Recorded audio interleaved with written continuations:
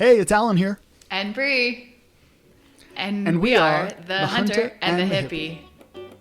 Connected through yoga and bonded by our love of the wild places and the love for outdoors, we've come together to share our conversations about life.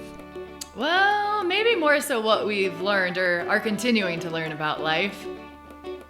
And there's no one way to do it. Life, that is. And hopefully provide you with some teeny tiny bits of inspiration to connect deeper with yourself, others, and our great Mother Earth. All right. Enough already about the podcast. Let's just get to the podcast.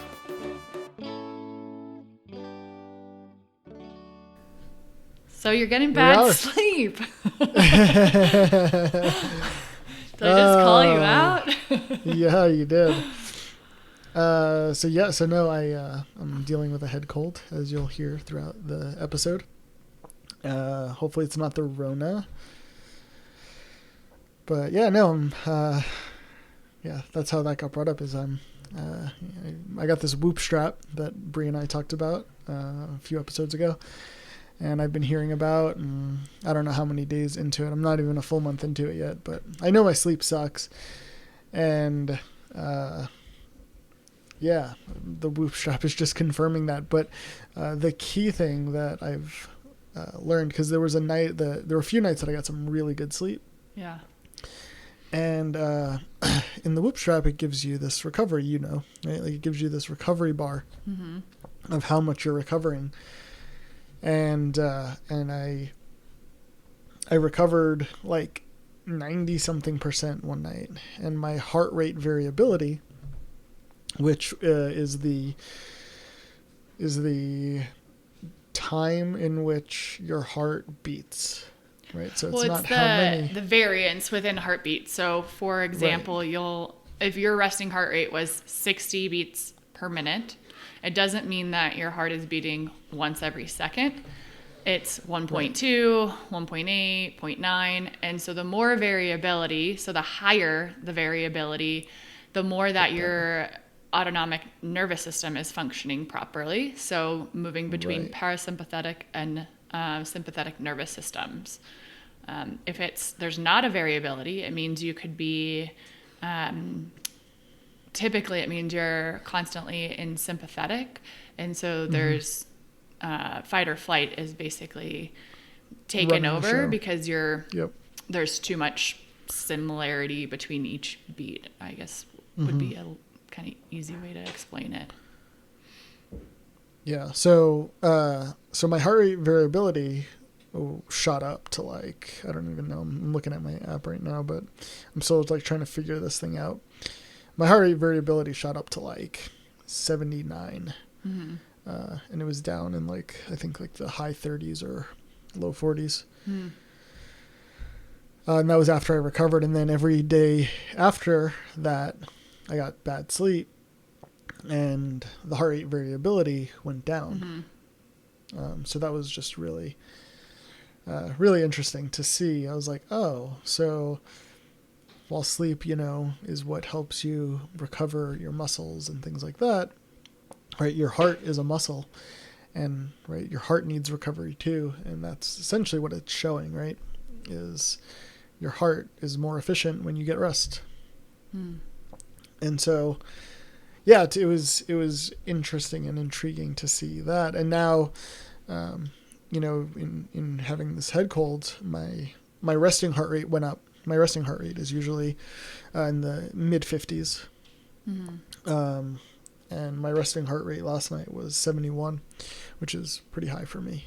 Usually sitting at my desk through the day, I'm usually 71, 80, 85 max.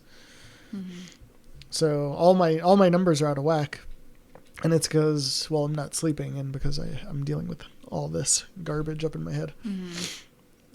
But one thing too is that the Whoop strap gets better as it gets to know you. So it's the recovery is, I would say, take it with a grain of salt until you have a month's worth. And recovery also adjusts as you become more cardiovascular fit. So if you are training and you're getting cardiovascularly stronger, or more fit, your recoveries might not necessarily get better. They'll remain the same because it's adjusting to your new norm. But it's really neat in the Whoop strap that you can log. You have a journal that you enter every morning about the previous day, and you can enter if you are sick. And so they've actually they've done a lot of research with those recordings and noticing any trends or tendencies that have occurred in conjunction with being ill. So right. Yeah, and I was recently reading an article. They've actually been able to predict the coronavirus, the onset of it. There was what number? Oh, respiratory rate starts to change, and that's a big one because the Whoop strap measures your respiratory rate, and that is something that shouldn't change, right, from day to day. So if it starts to change, they're actually showing a big correlation to those because, again, like you said with the journaling, people are putting in, oh yeah, now I had coronavirus, and now there's correlations from their respiratory rate increasing, and they're able to like show that data, so it's intriguing. And one thing too is that the measurements they take with respiratory rate and same with heart rate variability and your recovery is all taken in sleep because there is no other there's no other factors that can play a role. So like throughout our day, our respiration rate is going to is changing, right? I'm going to probably have a higher respiration rate when I'm running than when I'm meditating, than when I'm working, or eating. And so it depends on your job, but yes. They have found, so they can get the most significant measurement by taking it for heart rate variability. They take your last deep sleep. So they will measure your heart rate. It's not your heart rate variability the entire night. It's in your last deep sleep because there is no other significant influences that will happen in deep sleep. Interesting. So it's like the most, their podcast actually, I listened to a lot on heart rate variability because I was curious about parasympathetic saturation. And so the one time that typically if your heart rate variability goes up and your resting heart rate will go down. Those are pretty in tune. So as your heart rate variability goes down, your resting heart rate increases. That's when you're under strain. You're going to have poor recovery, or you had poor recovery. However, when people tapered, so say you're training for a race or competition, they noticed people who had a good training cycle and tapered, they went into parasympathetic saturation, which meant their heart rate variability went down and their resting heart rate went down. And that means not that they're constantly in fight or flight mode, but they're constantly in rest and digest. So they've been able to, and that's what I'm trying to uncover personally with my Whoop strap is mine don't always correlate. And so I look at, is there days that I'm like, it's a heavy meditation day, or it's sometimes my heart rate variability is higher because I actually strained, right?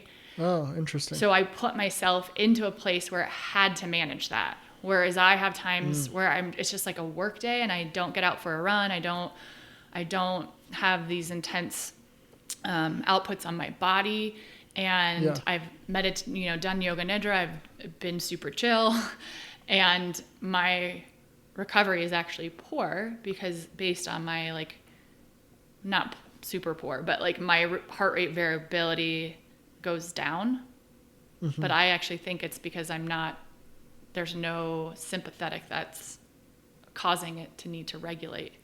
So it's really important to look at all factors, like the amount of sleep you get, what kind of sleep you get, if you go through all phases and how much of all those phases, and then also heart rate variability with resting heart rate. Interesting. So it's like you can't ever just take one number. I mean, that's life.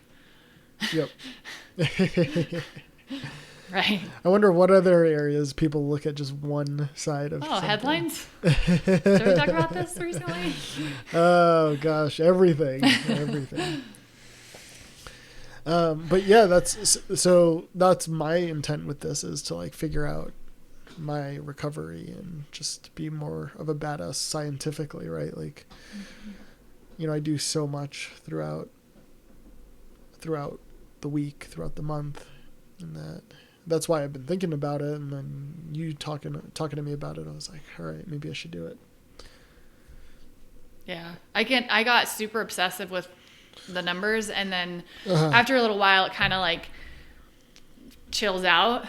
But it does affect when I have the ability, the capacity to change what I'm going to do that day. I do based on my recovery, and so sometimes it just, I know I have a lot of computer work to do, and I'm not going to be able to get out for a long run. So there's days where like I blow it on a high recovery day, but it's definitely a sign of like, okay, I'm 70% recovered. Like I should, no matter how I feel, I should go out for a long run, or if I had a really crappy recovery, it might mean I'm doing yoga that day instead of going for a run or an uphill skin, So it is cool in that, being able to pull from your arsenal these are my poor recovery day workouts. These are my, this is what I'm going to plug in maybe on a different day because. Have you had this? We haven't even breathed yet, by the way. I know. Have you had this for any like real training as far as Not like yet. race training yet? Not yet. I want to hear about that because that's going to be interesting, because when you're on a schedule to train, like when I was training for, I started to train for a half Ironman. I never did one, but like when I was training for an Olympic distance, you get workouts and you go do them and you're working out 7 days, 6 days a week, pretty freaking hard. I mean, I was swimming and biking and running, some combination of those, every other day, right? Like, I mean, and like to train for a half Ironman and an Ironman, those, I mean, you're doing 2-hour bike rides, jumping off your bike and then going for an hour run. So I wonder how the numbers start to look, and I'll be intrigued as you start preparing if you're going to do any races this season. Yeah, there's a lot of research. A lot of the research has been done with triathletes and Ironman because of, and I won't say this perfectly. There's a whole podcast about it, episode on the Whoops podcast, but they do talk about that, that recovery training has actually been more effective than like just straight up non-tailored, I can't even think of the word right now. Like phase training, like, oh no. Goldfish brain. But basically phase trainings where you go through like certain phases of your training that are just generic.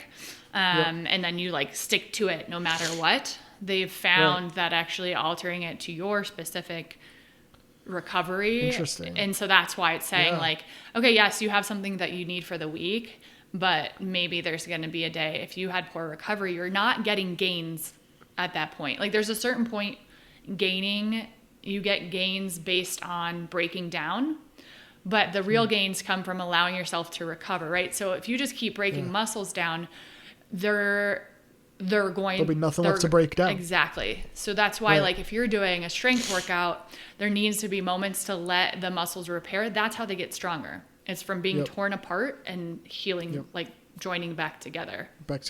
And so the same thing is going to happen with your cardiovascular fitness. If you never give yourself the time to regenerate your joy, that's where there's so much overtraining that happens, especially in endurance sports. And last summer, I didn't have a good enough base, and I got super burnt out towards then. I was still doing these big runs in the mountains that were 4 to 10 hours sometimes. Wow. And I never felt my best. And I think part of it is because I didn't have the base, and so I'd kind of get crushed after a long day and then take a few days off, but never had that in between that was allowing me to rebuild my fitness. That's crazy. This year that might be why sorry, go ahead. No, I was gonna say that might be why I stopped Ironman training, because I was burnt out. Like going on a run, I was like, ugh, like no. Yeah. I'm so over this, and yeah, and I was sticking to one of those like phased approach workouts. It was very much like it was tracking your heartbeat, but it's like stay in zone 2 for this long, right? Like go run, but only right. Like it's not about speed; it's about like managing your heart rate. Stay in zone 2 for 2 hours, go. And by the way, everyone, yes, she said 10 hours of running. That wasn't a faux pas. Like to those listening at home, running, hiking. she said 10 hours. That is a real number. And that I mean, and I'm not discounting Bree at all, but there are like, that's low for some people. Like, I mean, people go out there, run for, you have people like Courtney DeWalter. Again, she's a bad example because she's just crushing an outlier.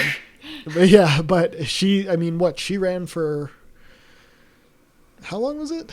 2 days, and I can't remember. She was, it was a Moab 250. So she ran 250 miles, and you can imagine that it was like, I think it was a little over 2 days of running. Yeah. And I think she slept for like 6 minutes total. Yeah. It was something crazy. Like she would literally go, she would fall asleep in her van, her support van, and then she would like literally wake up with a minute and a half of sleep and then go run again during that race.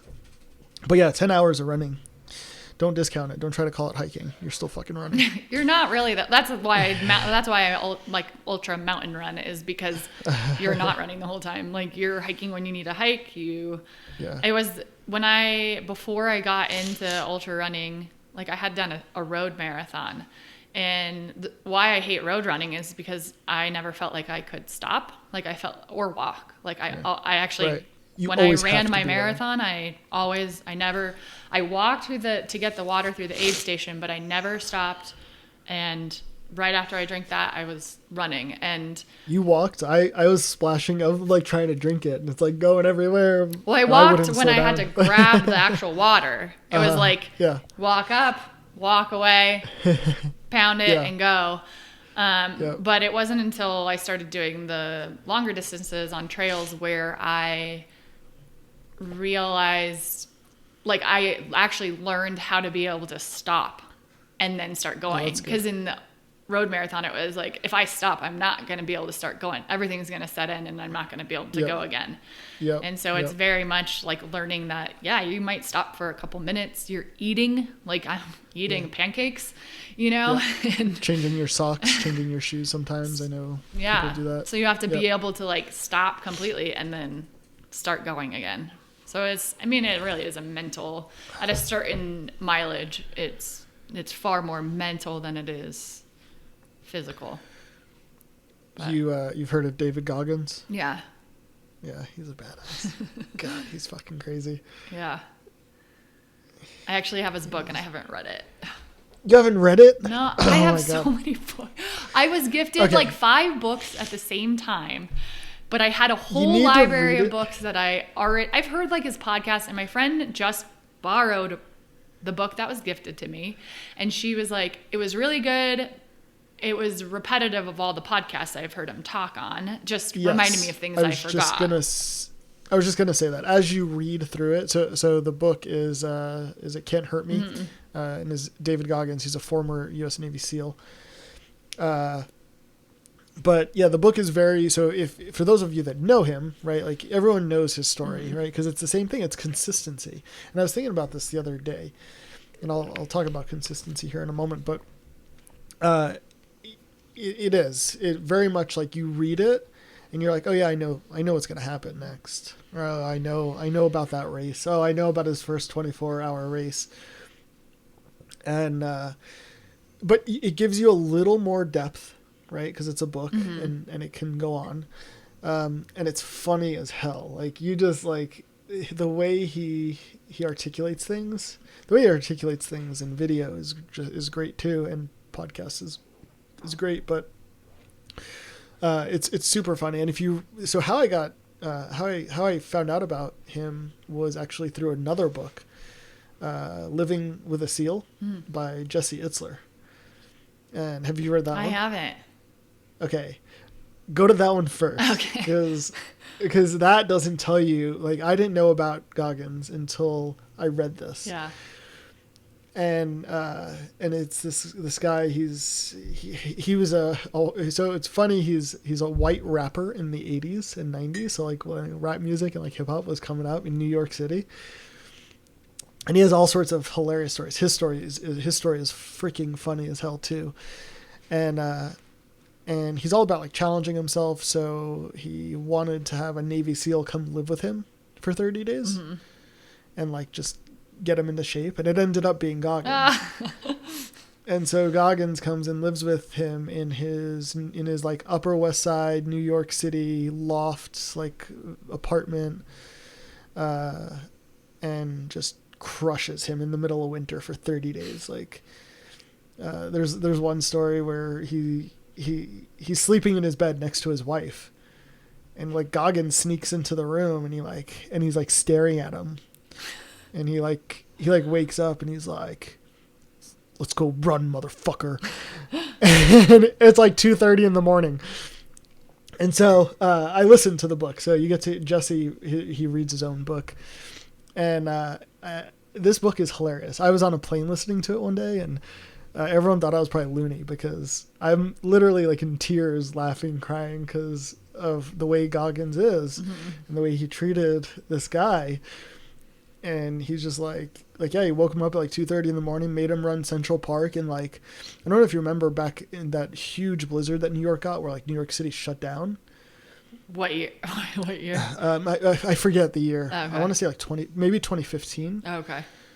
I don't know, but, like, New York City got hammered, and like, the whole city was shut down, and it was during that, and he's like, "We're going to run," and he made him run through Central Park, like, 6 miles at like 2:30 in the morning through this blizzard, and apparently Goggins was only wearing shorts and a t-shirt, and Jesse was, like, covered up, like, you know, like any normal quote normal person would be. Going for a run in that temperature. But I digress. Yeah, Goggins, he's a badass. He's something else for sure. Yeah, the beast for sure. All right, we're gonna breathe. All right, let's do it. 32 minutes What's in. your respiration rate right now? Right. We're gonna slow it down. We're gonna breathe and journal prompt. We're gonna breathe and measure your respiration rate. All right. So closing your eyes or finding a soft gaze.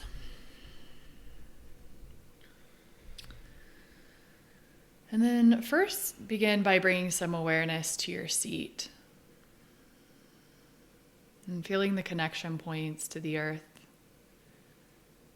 feeling the support.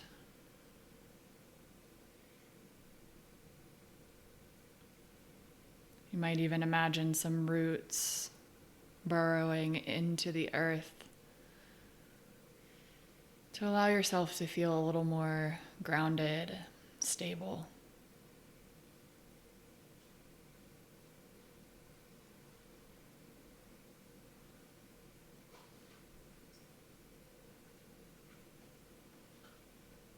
And then bring awareness to the length of your spine.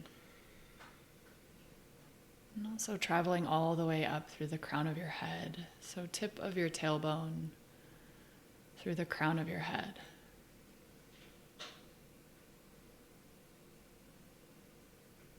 And as you breathe in, imagine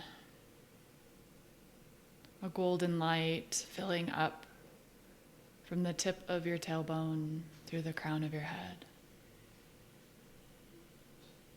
And as you exhale, imagine this light beginning to shine out of your body.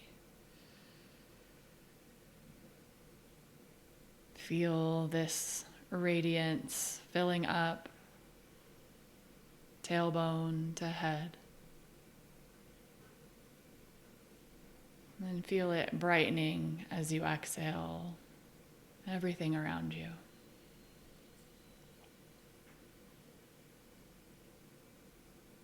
And imagining or sensing this filling up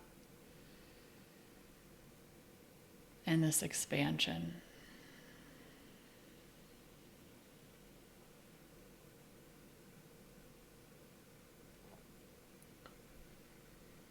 Every exhale, this light expands even further, even brighter.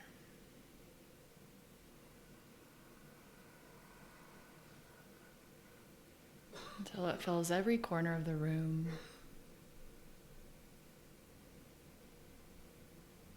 And feel this light connecting to every person in your life.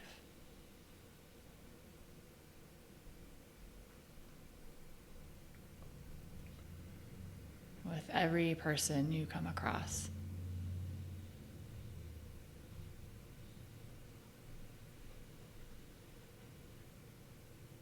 And allow this radiance to shine from within for the rest of your day,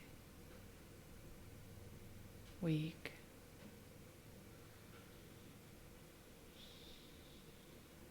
When you feel ready, you can gently flutter your eyes open. And coming back to our podcast.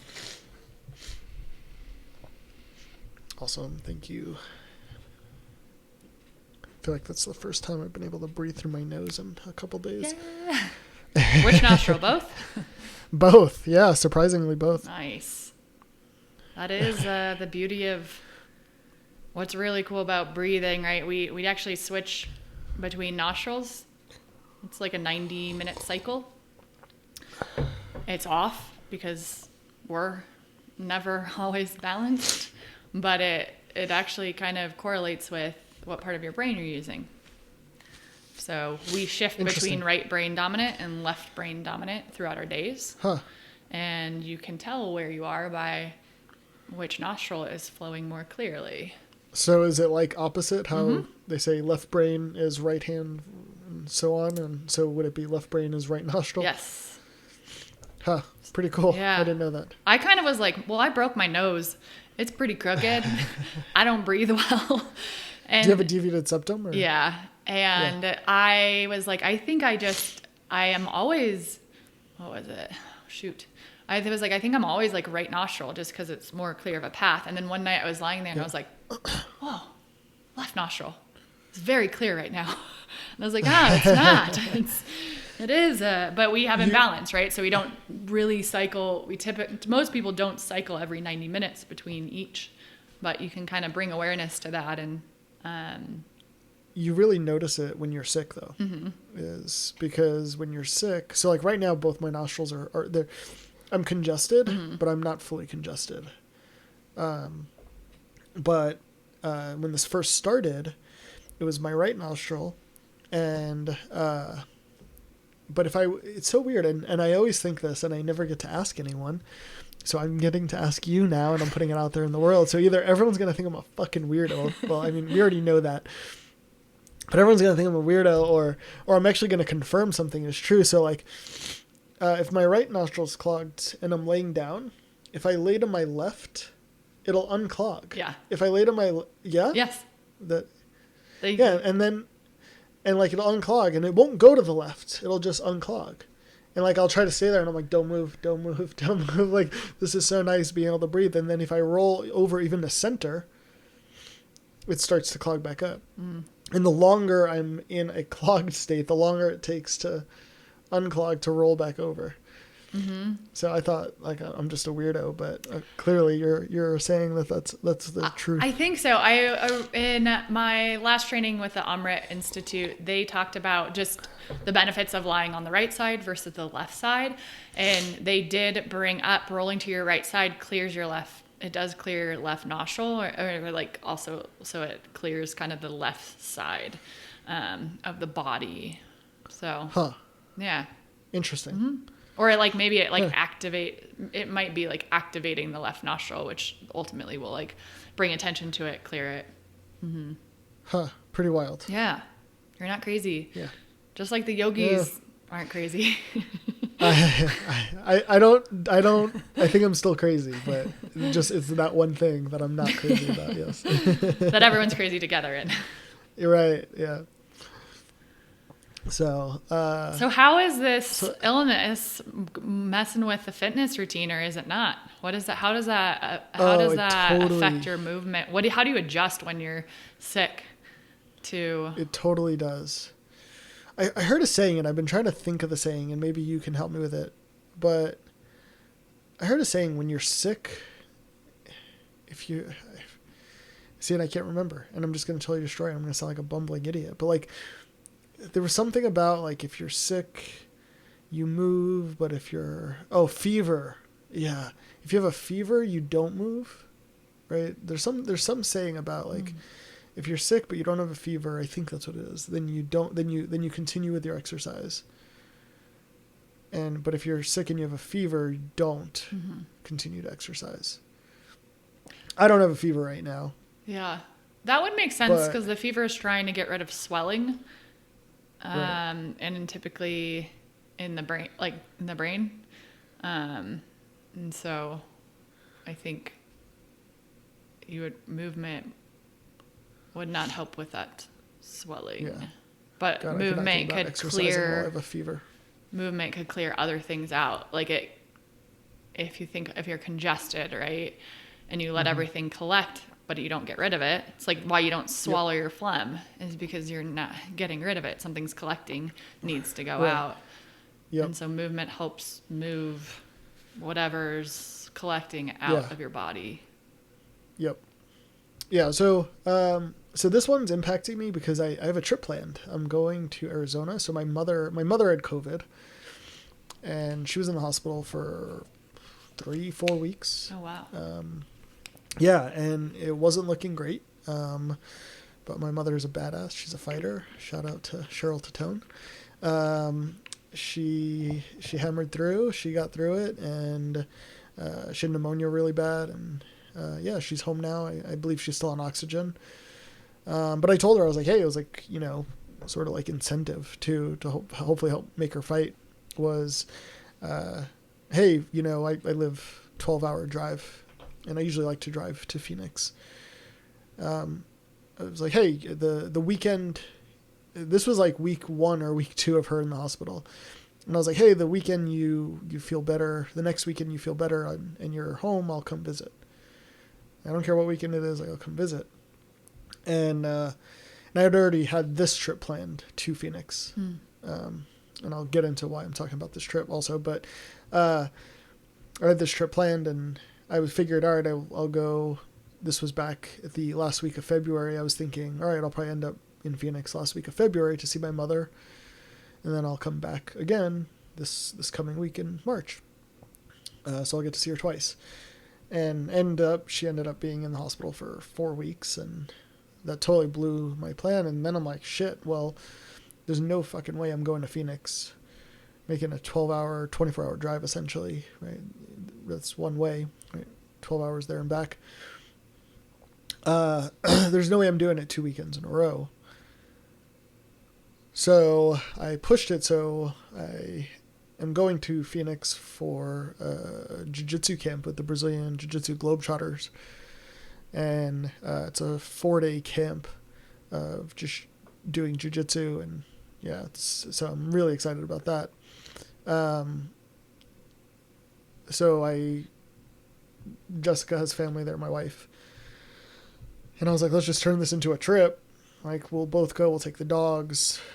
Her mother lives in California. Let's see if we can get her mother to come out and visit because her sister lives there. So usually Phoenix is a good meeting point. So lo and behold, here we are. And I'm like, and I've been so cautious too. I'm like, not like, I mean, I'm never really like, I don't do much anyway. Like I do jiu-jitsu, and it's not much indoors that I do anymore. Like most of the stuff is outdoors, or I don't go to a gym because I have a home gym. And so it really hasn't been a concern. Like coronavirus, and I'm not going to get too deep into coronavirus, right? Because I'm not going to share my beliefs on that. But to me, I'm not worried about it. Like I have an immune system that's going to do its job if I get it. Mm-hmm. And my thought is I'm more likely to die by a bear. And from my story from last episode, that there's proof, right? That like I am more likely going to get mauled by a bear than die from a virus. That being said, here we are, and I'm sick. And so there's a few reasons I don't think I have the coronavirus. Actually, multiple reasons, because I haven't done shit, so I haven't been exposed to anyone. But I still smell and taste perfect. Like literally, I went to the store to go get some orange juice and walked by the essential oils and smelt them all, and I was like, "Yep." I was like, "I'm fine. My taste is fine. I don't have a fever. Literally, it's just all in the head. There's nothing in the lungs." So before this, I told you, Brie, I went to go get a test to see if I get a rapid test, but that didn't happen. So I'm going to Phoenix, gonna see my mother, and I'm going to a jiu-jitsu camp. So my exercise routine has been somewhat impacted because I'm all about recovery. This damn whoop strap has gotten into my head, and seeing that I'm not recovering, especially like not doing anything, I'm like, shit, I just need to recover. And I called my doctor. I made him give me everything. Like, I don't care. Like, I don't care what it is. I will take everything. Normally, like, I'll just let it run through, see what happens. But he gave me steroids. He gave me antibiotics. I haven't started the antibiotics yet because I don't think I need them. I don't think it's bacterial.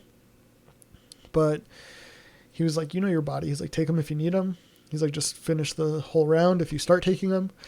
But the steroids, I was like, I'm taking those because that will actually, it's an anti-inflammatory, and that'll help with just managing symptoms. And so I started taking those, and I'm telling you all this because like I'm not doing shit. I'm just trying to recover. I'm just trying to like get this thing. It's funny. I woke up and like I had that drip in the back of my throat, and I was like, I have no fucking time for this. And I'm just like yelling at myself. I was like, you're going to get better. Like this is not happening. But it's not happening a week later. It's your body's way of telling you that you're doing, like it's saying something, right? Mm-hmm. It's if you won't 100%. If you won't do it yourself, your body will make 100%. You do it for you. Right. Absolutely. 100. I totally agree. And in every other scenario, I'd be like, oh yeah, I need to slow down. I need to stop being stressed. And my wife even said to me, you know why you're sick, right? And she's like, you're stressed. Mm-hmm. And I was like, yeah, no. Yeah. I was like, I'm not going to argue that. And in any other scenario, I'd be like, all right, I'd take some days off work, and nope, I've been working. Yeah. Like I'm not, and I'm like, it's one of those scenarios. I remember stories of people sharing like, no, like I actually at Landmark, this one lady shared her story about her, and this is way different, that her breast cancer journey. And she like put a time limit on it. She was like, I don't have time for this. She's like, I'm giving it 6 months. And right, to me, like I'm also a big believer in like the power of will. I think like mental fortitude is huge, as we talked about with like endurance racing and things like that. I don't know how it comes into science and breast cancer recovery, but I do think that your attitude plays a huge portion in it. And so I remembered that story that she said, she gave herself 6 months to recover from the operation. And I think she ended up going through some chemo, and she was like, that's it. And lo and behold, right, the cancer was gone. She was clean and free. And then she made it the 5 years and never had an issue again. So I woke up that morning and I thought of that story, and I was like, nope. I was like, you are not allowed to be sick, Alan. You have 3 days to get over this, because I'm leaving. That's when I'm leaving. I'm like, you're allowed to be sick for 3 days. That's it. Mm-hmm. But yeah, normally I would agree, Brie, that yes, I should let my body recover. And I mean, I would say more of like, the way that I say like the mental component is stress. And so it's not necessarily I'm going to take a break, but how can I minimize my stress? So for some people, that means taking a break from work. That means not working your body. But sometimes I think when we get so absorbed in trying to get rid of something, are we creating more stress as a result versus like, let me just let go and be with whatever crap is coming up? Because I say 80% of doctor's visits are stress-based. Interesting. 80%. That's crazy. Because stress, it's the science, right, is the the chemicals and hormones that are released when we are under stress. And so that is the significance of good sleep, is that you are giving your body time to release the chemicals and hormones that balance out the stress hormones. Yep. So. But then last night I go to bed at 9:00 and I'm like, I didn't set an alarm. I was like, Nice. I'm sleeping till 9. Like I'm going 12 hours in this bad boy. Fucking 4:30 comes around. Bing! Wide awake. And I'm like, you gotta be kidding me. I was like, this is stupid. And I was like, how am I supposed to sleep if I can't sleep? Like that's the issue, is I can't sleep. Like it's like I wake up and then I'm up and then I'm like, okay, I'm not just going to lay here because I'm not going to go back to sleep. So then what do you do? Well, that's why we talked about in a few episodes ago. It's not, how do you get better at jiu-jitsu? Going to jiu-jitsu. You train. Yeah. Right? So, I'm not going to run a marathon tomorrow when I haven't been training. So how do you can train your sleep. It's not going to happen just because I say I will it. I'm going to go to bed at 9 and wake up at 9. Maybe you will, because you are so sick that your body has no other option but to rest. But more than likely, if you're someone who doesn't sleep, who usually sleeps 5 hours, why would you magically sleep 12 hours because you said you want to? Right. So you're telling me I need to come to your Nidra class? I'm saying you need to train your sleeping, and Nidra is a great way, but it really is like, it's and the Nidra slows down the breakdown of melatonin. So we have melatonin plays two roles, and I don't know if I said this before because I talk about it a lot, but melatonin, the release of melatonin helps you fall asleep, but then it metabolizes while you're sleeping, and it like basically is gone by the time you wake up. So what Nidra does is it slows down, not only does it release melatonin, so it helps you fall asleep, but it slows down the breakdown. So you have melatonin in your system for longer. And that's why you're actually able to get like a better sleep because of the practice. But it's training. I mean, that's all it is. Yeah. And so I need to work on training my sleep then. Yeah. I mean, it's what works, and everyone's different, you know. The amount of sleep you need as you get older is actually less. So, like, that's why kids need more sleep, and like babies versus infants versus children versus teenagers, the amount of sleep gets less and less as we get older. But then there's things as we get older where we almost need to get more of that sleep to allow our body to help prevent certain things like dementia, Alzheimer's, different things that have to do with our brain. Anti-aging happens when we sleep. Human growth hormones release. There's just so much that occurs that like once we get older, to help us feel better as we're older, it's almost like we have to go back to like, okay, let's start expanding that sleep window. Yep. Like in your prime, 5 hours might be good, but you're getting old. I think you just had a birthday. Oh, thanks. No, I'm just kidding. Don't remind me. It's so funny because it reminds me of bow hunting. So, and this is sort of off topic, but I guess that's how we roll. When it comes to sleep, like when you go bow hunting, it's wild because you have to be awake during all hours that there's light. And like during all hours that there's light, or I shouldn't say that, because during like at high noon, you're taking a nap usually. But like you need to be awake at sunrise and sunset. And like you're usually somewhere off in the distance, and like having already hiked too. Like, so not just like you wake up at that hour, you've already hiked, you've been moving. Right. Yeah, you've been moving multiple miles in the dark to get to where you want to hunt when the sun comes up. And then you're just at it all day, and then you take this short little cat nap. But you get back to camp again, right? Like you're hunting until sun goes down. yeah, I think this is September when the days are still pretty long. Sun goes down. So so it's definitely more than 12 hours, 14 probably, even more than that. Until the 21st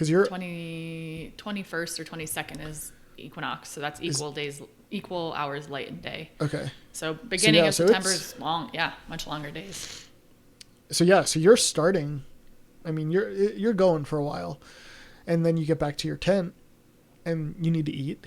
Mm-hmm. Right. So you sit there, you eat. If you're with your buddies, right, you bullshit a little bit, and then you like go to sleep. And as you go to sleep, like right as you go to sleep, your alarm's going off again to get you up, because again, like you have to move at night. So you get up and then you go move again, and it's just like this vicious cycle. And so I'm just thinking about, like, we're talking about shitty sleep, and it made me think of bow hunting, because God, like that's the one thing I crave when we're bow hunting is sleep, because you don't get any. Because you're just like you just strain. You sleep for this tiny bit of time. You're burning way more calories than you could ever consume if you're backpacking. Mm-hmm. And then you're back at it again the next day. And yeah, it's just this. But how does that affect your performance? Like, that would be my question, is like, how does that affect your shot? Like, how does that affect your ability to, like, would it be beneficial to do a week on of that and then take a rest day and then do a week on? Or yeah, possibly. Well, the one and only shot I took, I missed. So there's your answer. Smarter, not harder. Yeah. Right. So yeah, no, you're probably right. And honestly, like, after we did 10 days last season, 10 days in the backcountry, and that was rough. Like, all three of us at the end were like, this is stupid. Like, we're so over it. And but coming into next season, there's no way I'm doing 10 days again. Because there was a study that they did with military, that they measured their effectiveness, and I don't know how they did it exactly, after losing one night's sleep, and then after 2 nights in a row of no sleep. And the other thing to consider is these are people, as you know, are trained to be able to function on a lack of sleep. So it's one thing if you're just like an ordinary person who's not getting sleep, it's going to affect you a lot more than a person who has been trained to function at a certain level with sleep deprivation. But they still found, I think it was like a 30% decrease in skills after 1 night's of sleep, and 60% after losing 2 nights in a row of no sleep. That's wild. So decision making, like, that has everything, physical ability, like all of that plays a factor mentally. And so that's where I think about ice climbing days, and like, I now had a whoop strap for like the beginning of January. I had like 4 bigger days within a week period, and like saw my recovery. And it was that, like, we got up, we were out until, some days it was I think I had 1 12-hour day. Wow. And not a lot of sleep. And, like, can I do it? Yes. Am I going to be my best? No. But it's also, that's where you get into these, okay, I'm in a building phase. And so,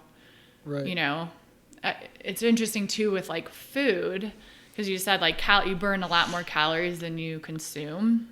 And that's actually changed a lot of why I kind of went into this 16 and 8 intermittent fasting that I've been doing. And that changes, but is because I realized I go climb in the cold, so my body's trying to stay warm. I'm lugging a backpack. The South Fork is super steep. And I'll eat like a egg sandwich, and then I'll have 1 granola bar the entire day. That's wild. And it was like, whoa, our bodies, and so that's even with the sleep, like, our bodies are really capable of a lot more than we give it credit for. We don't ever test it. But then it's like, that's where I think it's like, okay, you're not going to do that for a month. You're not going to go off of no sleep bow hunting for a month and expect to get results. Like there's those, that's what's important of seeing like, okay, I have to show up this way for this period because maybe that's all I get off of work, or we're really going in deep into the wilderness. But is it sustainable? And are you going to perform I don't know. the best? And I do think it is. I think that you can train yourself to, right? Like, I still think you need to recover. I think you need to sleep. I think that's important. And I'm seeing that now.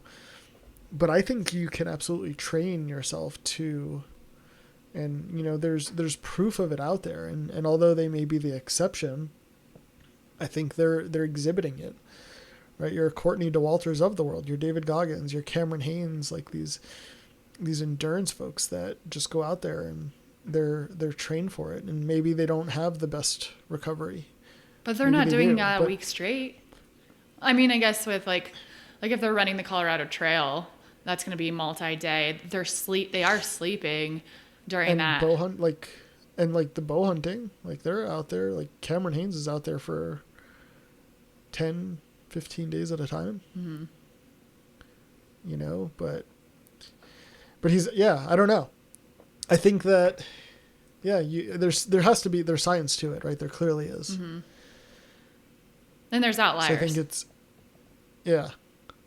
but then how do you become an outlier? How do you know if you're an outlier until you push yourself? No, I think I'm not saying don't push yourself, but I'm also asking, are you being your best? Right. Or can you, again, train or perform or whatever it might be smarter versus harder? Yeah. And so maybe you don't need the 15 days if you actually are training smarter. I'll tell you what, I'd love to just shoot an elk on the first day and just be fucking that done loses all the fun. Well, because there's also like a level of like if you're not doing it, and so then you can practice all you want leading up to elk season. You can train all you want, but until you're actually doing it, like that's how I felt with ice climbing season. Until I actually just started getting out there and breaking my body down ice climbing, I can hang on my tools, I can walk uphill with a backpack, but I'm going to get in my best ice climbing shape, fitness ice climbing. Yeah. It's the same with elk hunting, because you can hike all you want. When you're hunting, you're not hiking on a trail. And when you're not hiking on a trail, it is a way different game. Well, and the mental, like that's where I think there's a similarity too, is in climbing in general. You now all of a sudden you are physically, that's where I think the sleep component is actually significant for these kinds of endeavors that aren't just, so running, you don't need a lot of mental focus. You have mental resilience, but you don't need as much mental focus, or would acuity be the right word? I don't know. Possibly, yeah. I think I know what you're saying. Like, you're saying that, like, mental to be able to shoot skill, a bow, right? To like shoot like, to shoot, shot. to shoot a bow and a good shot at 40 yards when you're fucking exhausted, versus you're exhausted and all you have to do is move your feet one foot in front of the other. So, like, I understand what you're saying. It's not, and I'm not saying that it doesn't take resilience to run for 240 miles or however. No, I'm saying there's resilience, but the mind, it's working differently. Like ice climbing, you have to make decisions. You have to be totally tired and still make good decisions. Right. And you have to do that running, but it's not as mentally focused taxing as something I would imagine, what I would imagine with bow hunting. Right. Like managing the environment too, like being you're hyper aware of everything. Oh, did something just move? Instant stillness. Like, I mean, you're aware of every little thing going on. And there's ultra running where you have to make, I mean, like I put together ridges where like I'm doing some scrambling. So I have to be mentally like on par. And then again, I'm not taking anything away from Courtney, like her mental capacity and physical capacity and resilience is is beyond. But I've just personally found, that like sharpness, that's, I guess, the best way to, the mental sharpness isn't as important when you're just running for 24 hours as it is if you're trying to climb for 24 hours or bow hunt for 24 hours. Courtney is the epitome of the exception. Mm-hmm. Like she beats all the men, like destroys them. Mm-hmm. Like no one stands a chance going against her. And she's doing something right. Yeah. I mean, she beat in what was it? The 240? Mm-hmm. The 250 where she beat the leading guy by 10 hours. What, 20 hours? 10? 10 hours, yeah. 10 hours. Mm-hmm. Yeah, that's freaking absurd. The leading guy by 10 hours. That's fucking wild. 250 miles. And so she's got to be doing something right. And so, like, I don't know if they're hooking diodes up to her and stuff, but we need to figure out what the fuck she is doing, right? Like, she just runs. No, I'm serious. I mean, you've heard her podcast probably with Joe Rogan. Yeah. Like, she runs, she eats nachos. Like, she's not. And that's the thing. Her diet isn't anything special. No. But there's something. Like, so she just has these freak genes then? But if you're running that much, you don't need. You're in a ketogenic state constantly. Yeah. But in a ketogenic state, you're burning fat, and she's not even consuming fat to burn. Nacho. And she has no fat. You don't think nachos have fat in them? Of course nachos have fat, but is she eating nachos on the trail? Like she is. Like, that's what, like, I remember I went to a talk with the authors of Uphill Athlete, and someone had asked about fat adaptation, if you're trying to shift into being fat adapted. And so what that means is that you're essentially burning what storage you already have versus like carbohydrates. So you're no longer having to constantly fuel because you've trained your body to burn your storage. Right. And if you have, which is fat. Yeah. And that's essentially ketogenic. Yes. Mm-hmm. And for those that are listening, right, in most cases, a lot of us who aren't ketogenic, we're burning glucose, which is essentially sugar, which is what we turn most things into, right? Carbs turn into glucose. Sugar is like, that's why you see a lot of ultra athletes. I'm sure this is not just Ironmans, right? But I'm sure ultra athletes, like you start learning the, what is it called? Shit. It's like the quickness of which you can consume a certain type of sugar. There's a scale, but like when I was training Ironmans, I would start by eating, these goos and right, there's like carbs and sugar, and then by the end of my runs, like I was drinking maple syrup. Like you're just trying to intake sugar. And you're just trying to get this like instant, on Ironman courses, they hand out flat Coke because it's just, right, the sugar. So there's different ways, and I forget the term now, but there's different ways our body breaks down different sugars. And to become fat adaptive is that my buddy Ganesh.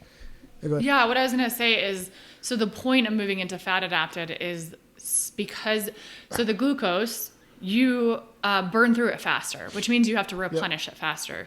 And so why a lot of these ultra runners will move towards fat adaptation is because it burns slower. So you actually have to fuel less. So if I'm not fat adapted, I'm constantly eating carbs. And I'm going to bonk once I don't have that fuel because my body isn't trained to burn what it already has. It doesn't burn the storage.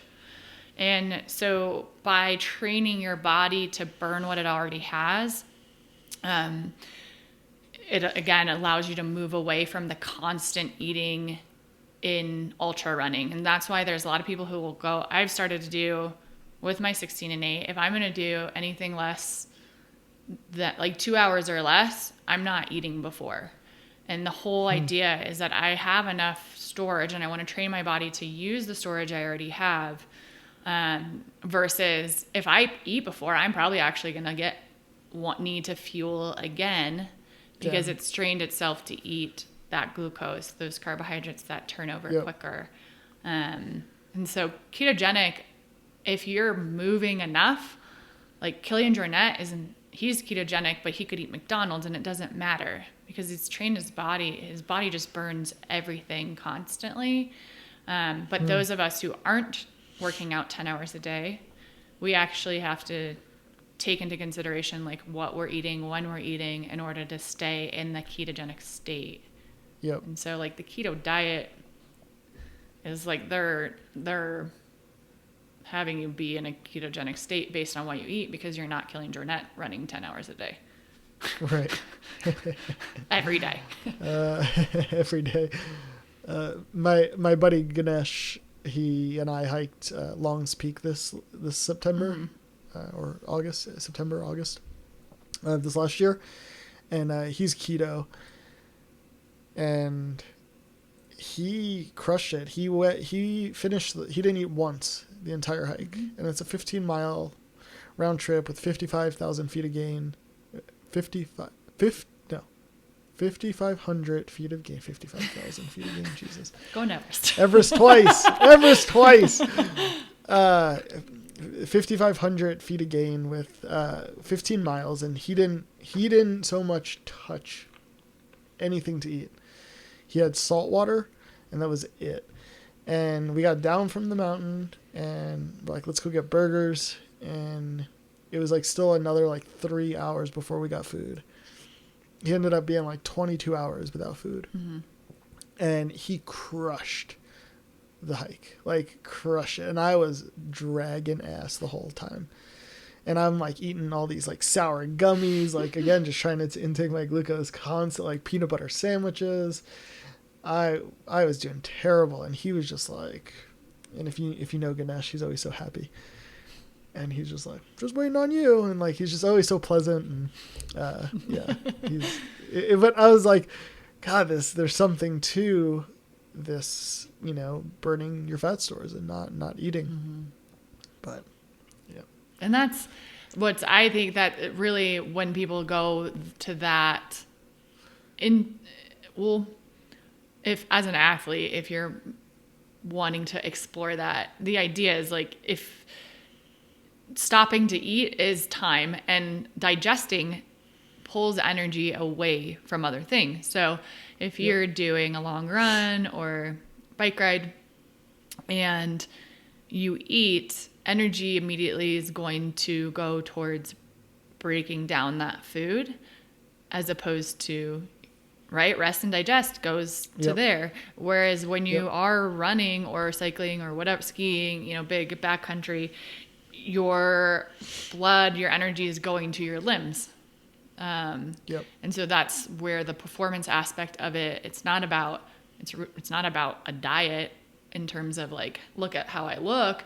It's performance maximization of, energy can only go to certain things they don't go to the same things, like different things at the same time.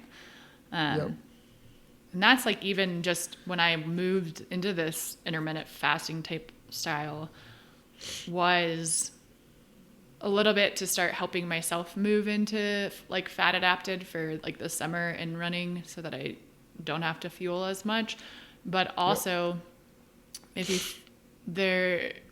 if I'm eating throughout the day, again, that is still energy going to digesting versus being utilized for other things. Yeah. Whereas if I have just a window where this is when I eat and this is when energy goes to that, it frees up my energy for other things outside of that window. Yeah. And the mental, back to our mental, what's our mental resilience? Yeah, I wake up hungry for sure. Yep. I drink my coffee. And then a couple hours later, I'm hungry again. Yeah. But it went away for a couple hours. And then I just keep doing my thing and it goes away again. And then it's time to eat. And I'm like, okay. So tell us about your training. What does your training look like right now on your... I don't train. How do you... Obviously, I train my mind a lot more than I train my body. Agreed. I think there's way more benefit in, like, if you train that's part of, what I'm trying to say is, like, there's so much benefit in being, I think I heard this once, unfuckwithable. Like, like, if you're here, like, you have control of your mind, your mental state. People can't fuck with you. Like, no one, nothing. Like, you are going to be an awesome performer at whatever it is. And, that's what my dip in the snows were showing. Like, like, just don't let your mind is a liar. I say this in my yoga class all the time. Like, your mind, we have this ancient built-in mechanism to protect us from saber-toothed tigers. And the good news is saber-toothed tigers don't exist anymore.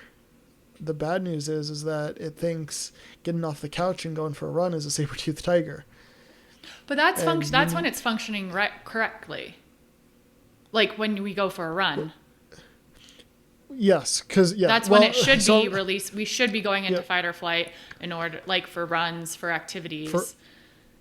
But you're saying the sitting on the couch part. Well, and I'm saying like in the active moment, like, so, we have to be able to control, like, the fight or flight is good while we're running, in the sense that that's what we want to feed the blood to. But it's also, we want to be able to control, like, I always tell my students, smile.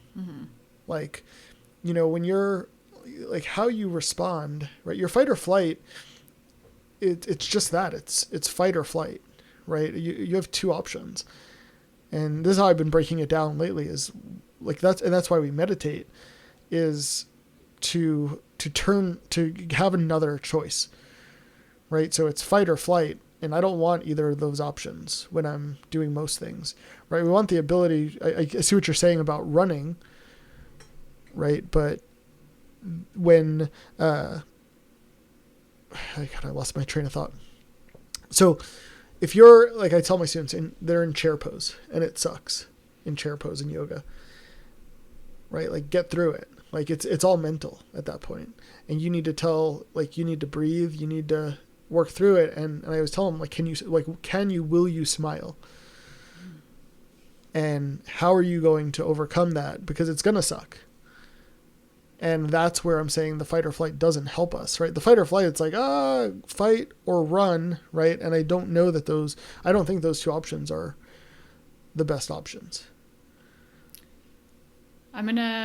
I'll plug in a little neuroscience part of this. Yeah. Yep. I think what I see the problem with what's happening in the world, well, that sounds really big, but what's happening with people in fight or flight, again, why 80% of people who, like 80% is stress related at doctors, is not for the running part of it. What's happened is, so when an animal kicks in fight or flight, you either fight, run, or die. Right. And it ends. It's temporary. And what's happening to us, because of our minds, like you said, our minds are controlling us. And what's happening is the fight or flight is never ending.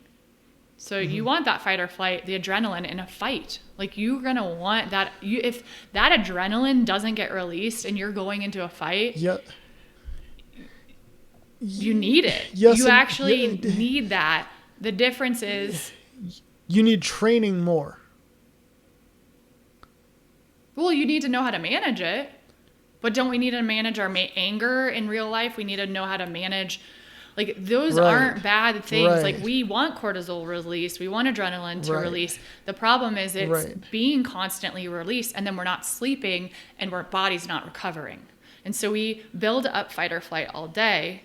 We don't get enough time for it to restore itself, and then we compile onto the fight or flight from the day before. And so I see, almost when you said the couch to to the run was like Yep. the fight or flight is actually happening when someone's on the couch because of their self-talk. And so they're releasing all these hormones that are detrimental to you. They're not burning it off. And the point is of the run, of the fight, is you burn off. burn. So actually type 2 diabetes and obesity related to stress is because we go into fight or flight, insulin Yep. gets shot out to our limbs, Yep. and then it doesn't get burned off because we're not running, fighting, or dying. Yeah. What happens? It's in our limbs, and we release more insulin to replace that. But then this all returns back. So we have this over creation and building and not burning off of insulin in our body.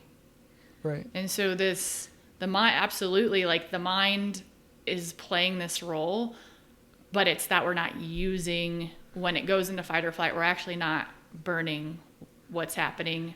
It's coming back, it's sitting with us, and we're constantly in this state mentally. But yeah, but the issue is that we use, like you said, okay, the perfect example is a fight, right? You want adrenaline, but then you also want to be able to make non-fight or flight decisions, right? Because you have to be able to, right? Fight or flight those two options aren't good things, right? Well, in a fight, survival. So, so to a degree, right? So again, right? There's nothing absolute. I think we started this podcast episode with that. There's nothing absolute.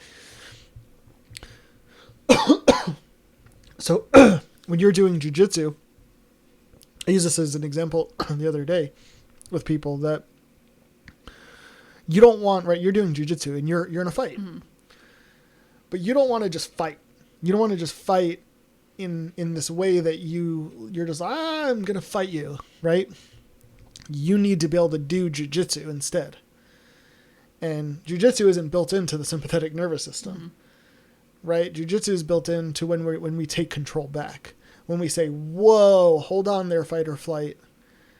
So I don't know if there's switching going on, right? Like, cause like you still have adrenaline, but then you're like, hey, I need to do this. I need to, strong structure, weak structure. I need to take away bases. Like you have to start making very specific decisions, while you're being stressed, and you can no longer rely on those two options of fight or flight, right? Because it's not just fight, punch, and kick in, right? It's very, very specific decisions. Does that make sense? Yeah. And that's where I think managing it, right? Like, so that's the idea of, right. Of that releases, right? And then you're balanced. I mean, everything's a level of balance, but I do think there's an aspect, because you're being physical, you are starting to probably burn some of that off.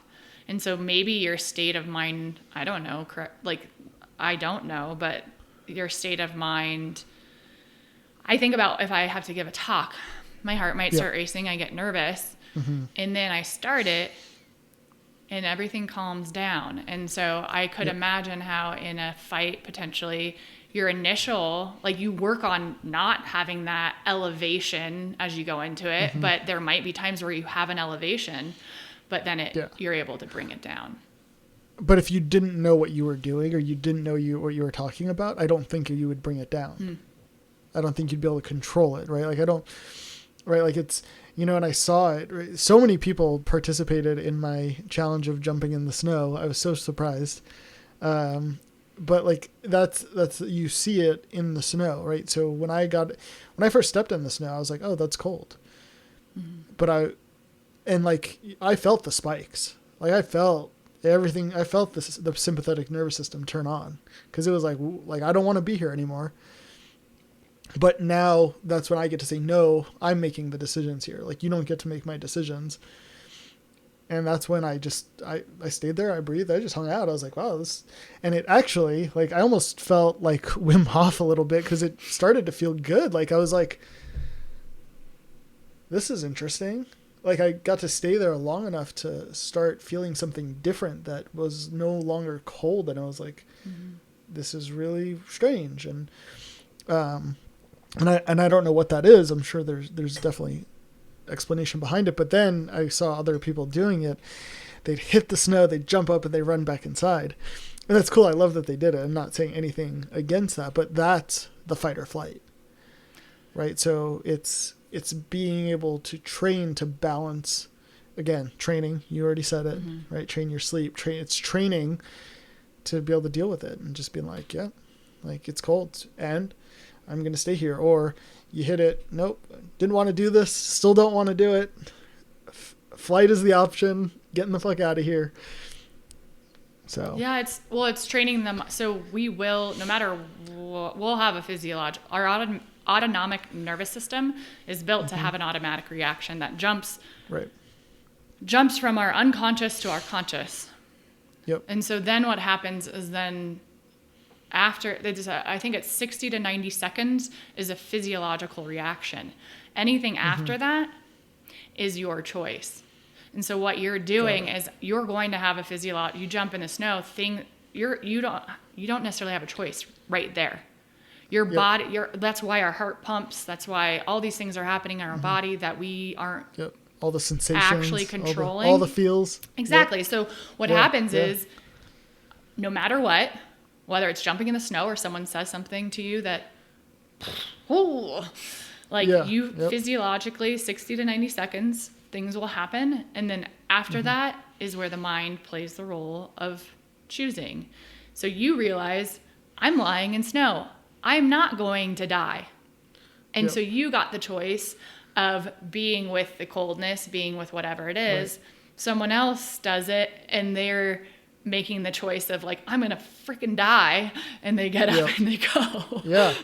Right. Yes. And so like when 100%. You go into jiu-jitsu, like you might have this like, that's how you start. I'm like jiu-jitsu. In it, and then all of a sudden you're like, I'm not gonna die. Well, I might get my face. I don't know. Maybe not, but I might feel a lot of pain. Day one, you feel like you're gonna die.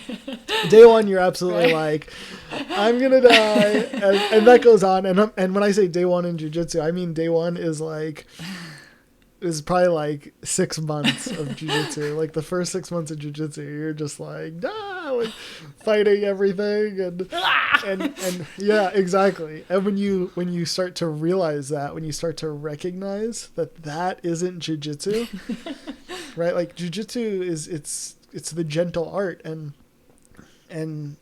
it is amazing. Like I was thinking about this the other day from a class. My main instructor, I'm going to call him Professor Howie because he hates it.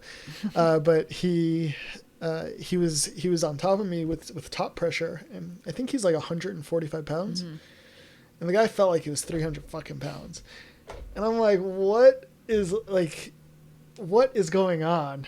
And right, like he is doing something to make himself be able to feel like he weighs that much, and it's very little effort for him to do it.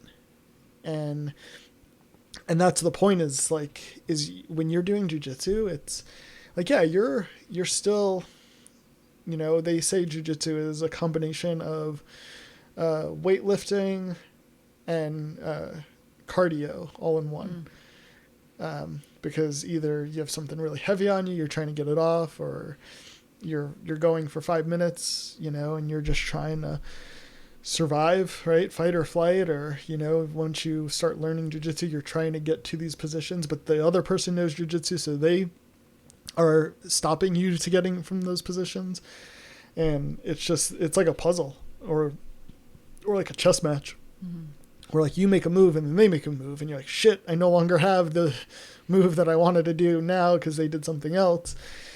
So you have to have all these other moves and pieces on the board to be able to continue on with it. And so, yeah, like you start to realize, oh, I don't need to spaz. I don't need to fight or flight. And that's where I think you start to realize like, hey, shit, like I have other choices here. These are pretty good options once you start to know what they are. But it's the same thing with running. Like you could be like, I'm going to stop running. Not if you're 10 miles in the mountains. You're not concert gymnastic. You're making your way out. No. That's what this. Those are the worst runs when you're like when you're that far, like, and you're like on an out and back. But they're the best runs.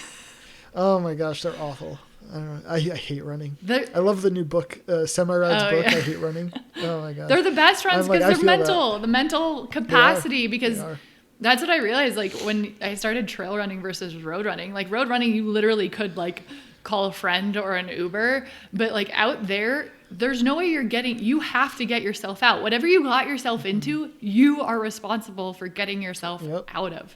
There's no Uber, there's no reception, there's no like, you're crawling out if you need there's to. There's no phone a friend. But like you said with jiu-jitsu, like you have to then, like, if you are getting into that space of elevating the heart rate, right, where you lose that control, it's a spiral. And so you have to you have to use the mind to calm yourself down, to get yourself into a space that you can function optimally, to get yourself like into the next move or whatever is gonna, be able to be mentally there to make decisions quickly. Yeah. And you said something, to get the mind to get into your mind, right? And to get into your mind, you have to get into your breath first. Mm-hmm. Right, because our breath stimulates the vagus nerve, which is the housing of the central nervous system, the sympathetic, the parasympathetic, right? And when you start to breathe, that's when you get to start making more choices. Because when you're fight or flight, your breath is very shallow, and it's in the chest, right? And it's right, like it's exactly fight or flight describes what's the physiological response to, right? It's hurry up, figure this out. I need to stay alive. Mm-hmm. And I'm going to take in enough air. I'm going to expel enough air. And that's it. But when we start to fill up into the belly, we start using our diaphragm to massage the vagus nerve. We start playing with the vagus nerve and saying, hey, what's really going on? And then you get to say, oh shit, no, I need to flight. Like, yeah, no, this is real. Like, there's a saber-toothed tiger coming and I need to get the hell out of here. But it all comes down to the breath. And I think that is what is missed in a lot is the breathing. And when you start endurance training, you learn to breathe. And when you start jiu-jitsu, like that's the thing that is constantly being yelled at you by the higher belts is breathe. Like, and it's funny in jiu-jitsu, I haven't had anyone be able to tie it to this yet. And my instructor, Howie, is actually, we're actually working together now to tie the yoga part into jiu-jitsu because it goes so well. And if you can learn to breathe when you're in these shitty situations, you actually get to make better decisions because you tap into the mind. Mm-hmm. And a really cool thing too about breath, this is good for people who have panic attacks. And we talked about heart rate variability earlier and the fact that there's not the same amount of space between each beat of the heart. But as you inhale, and you can do this, you can close your eyes and you can put your hand, feel your pulse. As you inhale, your heart beats faster. As you exhale, your heart beats slower. So when people have panic attacks, they're just constantly inhaling. They inhale. So the heart rate speeds up. And then there's a physiological reaction, and that's what then launches it into a panic attack. So if you feel yourself, your heart racing, if you start to concentrate on the slow exhales, you'll actually start to slow, like those slow exhales are slowing down your heartbeat.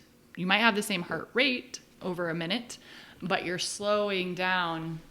Ultimately, that will change in conjunction, but it's so important, like breath as a whole, like you said, the depth of a breath, but also that exhale is going to slow your heart beats down. To change your physiology, you must change your physiology. And it's redundant, but it's true, right? Like if you want to see a change in your physiology, you must change it. And it starts with the breath. And the breath, like, people get, right, that's how we got the name the hunter and the hippie. people get all crazy and weird about like when you start talking about the breath, and I don't get it, because the breath is something that serves you. And you know, it's so weird how quick people get turned off of something when you start talking about breath, and like, oh, I just want to do the exercise, and you know, to our whole point of what we've been talking about is performance. But if you could breathe better and you could perform better, wouldn't you want to do that? Mm-hmm. Yeah. Okay. Well, then I need you to breathe better, because you're going to perform better. And it's proven, right? Like I love that there's all sorts of books coming out now. You know, Breathe by, what is it, James Pastor or something like that. But yeah, there's all sorts of great articles that, you know, and endurance athletes have seen it forever with the VO2 max and increasing that. And that's tied to your breath. Yeah. And I think when you brought up Wim Hof, like he's doing what the yogis do, right? He's doing a style of pranayama and then meditation, like being able to be in the cold and focus your mind is a form of meditation. But he's doing it in a way that's accessing people who are turned off from the hippie, right? The yogi. Yeah. And so at first I was like, you're not saying when I read his book, I'm like, this is like ancient knowledge. Yeah. But he's able to access people who think that ancient knowledge is hocus pocus. And so it's really cool to see, because science is studying it more and there's more people putting their spin on it. I love it. It's just making, like you said, this thing that is so important accessible to more people. And that's what it's about, is finding a way someone says it that you connect with. Yeah. I use this comparison. I tell people, right, we're so judgmental of you know, of other people and just everything that we do. We judge people on how they eat. Right? Like, oh, you're not keto, you're not a vegan, you're not a vegetarian. And then I would say, and you can live without food for 2 weeks in ideal conditions. And then we're so judgmental about what we drink. Oh, you're drinking soda. You should be drinking kombucha. You should be doing this. You should, right? Water only. Don't drink Gatorade. It has sugar, right? Like just all sorts of shit. But you can, again, live without water for 3 days, ideal conditions. But air, no one judges you on how you breathe. No one looks at you and is like, Bree, you're breathing like shit today. What are you doing? Right? Like, and I'm not saying, right, we should start judging people on more things, right? Like we need to stop judging people. But why are we not focused on breath when you can only live without your breath for 5 minutes? That's like super ideal conditions. Like after that, you're talking, right? Like irreparable damages to your brain, right? Like Gandhi went, 2 months without food? You know, your body will find a way when we're talking about training, but without air, you know, I just, my friend sent me a video today and I loved it. Gosh, I got to find it. But he said, think about your life and the worst thing going on in your life. And if, or no, he says, think about if you lost half of your money right now. Half of all your money, you just lost it right now, and you want to kill yourself. And right, this is a touchy subject. I don't want to like talk about suicide without saying, right, if you're suicidal, please reach out. Suicide prevention line. Please don't kill yourself. You matter. You're awesome. With the world's awesome with you in it. That's my little spiel. But right, if you're suicidal because you lost half your money, right, you don't want life to go on. He was like, close your mouth, plug your nose, hold it for 2 minutes. Your body says something different, right? Your body tells you, no, fuck this. We're going to live for a little bit longer, right? So we're so worried about all these other things when we need to come back to our breath, right? Our breath is linked to so much. And I want to see just so much more science. I want to see so many more people getting into it. I want to be part of the movement of, right? Like I get the compliment all the time that my yoga classes aren't hippie. That's why people come, right? They're not this like foofy hippie classes. And That's how I get, people's dads to my classes. And like, we need to breathe. Yeah, everything comes from the breath. And without it, you can't lose half your money. Yeah, what's more important? I think it's pretty obvious. Yeah. And it's all within you. Yeah. I mean, we talked and about that's all the external, right? Like, these are all things that you already have inside of you, that already exist, that you have access to. Everyone has access to. Yeah. And when you get into, and I'm not going to go too far down this path, but when you start getting into, like, people talk about essential oils and things like that, the point of an essential oil is you're breathing it in and you're creating responses in the body. Mm-hmm. So again, if you weren't breathing, an essential oil would be useless, right? The point is, right, they say, oh, rub peppermint on your muscles.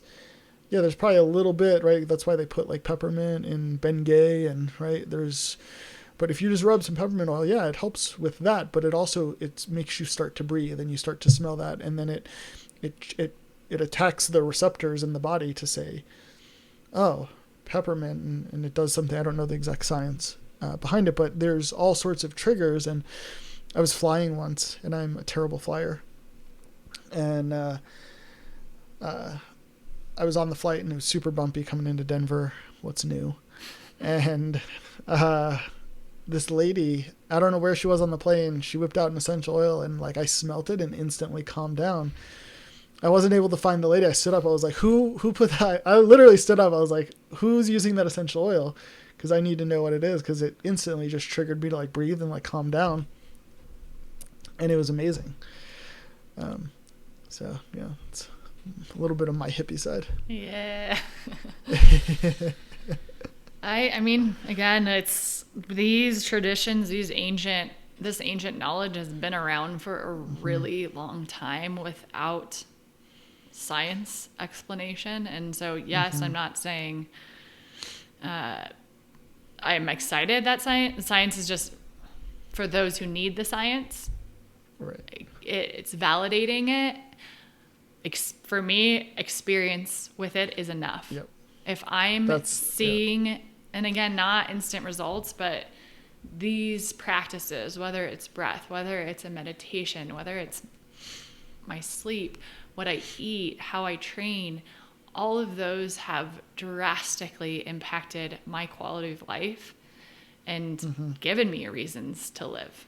And I think that is what, like, we're going to do a past lives episode at some point.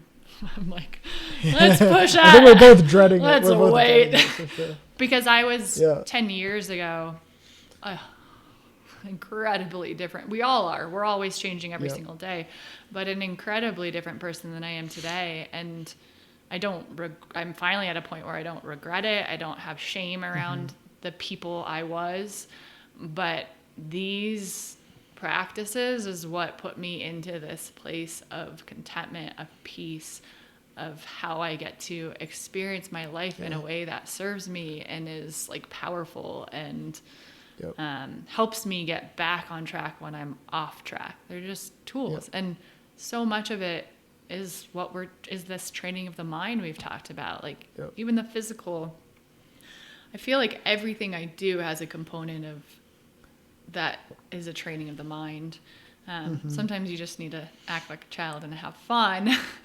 And it's pure enjoyment, but that's still part of it, right? That's feeding the mind something else. And I'm just so grateful that there is more emphasis being put on how important our mind, not even mental health, mind health is, breath health is, like these things that feel don't feel tangible, but are just as powerful as the tangible. Yeah. I want to see more emphasis on it. And I want to see more emphasis on the tools and the use of the tools, because I'm not against any sort of, right, like antidepressants or anything like that. They definitely help. But I want to see more people take advantage of what their bodies are capable of. and what they're built for. And again, I want to just clarify, I'm not I'm not shaming anyone who's on antidepressants, and that is not at all what I'm doing. I'm saying that there's also tools that go along with it, and I think that the more you, again, train those things, and your breath is one of them. I think exercise is a huge thing, and I just want to see us move away from, I talked about this on another episode, of what we think healthcare is and what it should be, and really start taking care of ourselves so we can provide better lives for ourselves and our friends and our family. And, we deserve better, right? Like I exercise, I move because I know I deserve better. And sitting on the couch and sitting in a chair and, doing nothing and eating Oreos. I love Oreos. You'll see I always mention Oreos. But that's great, but I know I deserve better, and everyone deserves better. Yeah. And I think it's, again, like, to just echo, like, if you need to be on medication for anything, be on it, and find your tools, find your adjunct therapies, because when you think about when they say a codependent relationship isn't healthy, being... Are you talking about my past self? I thought that was a different episode. Right? Like, we have codependence on things outside of people. Yep. And I think there are chemical things happening in people that need some support with medications, but also don't think that's the end of the road. Right. Empower yourself to say, like, maybe I don't, let me try.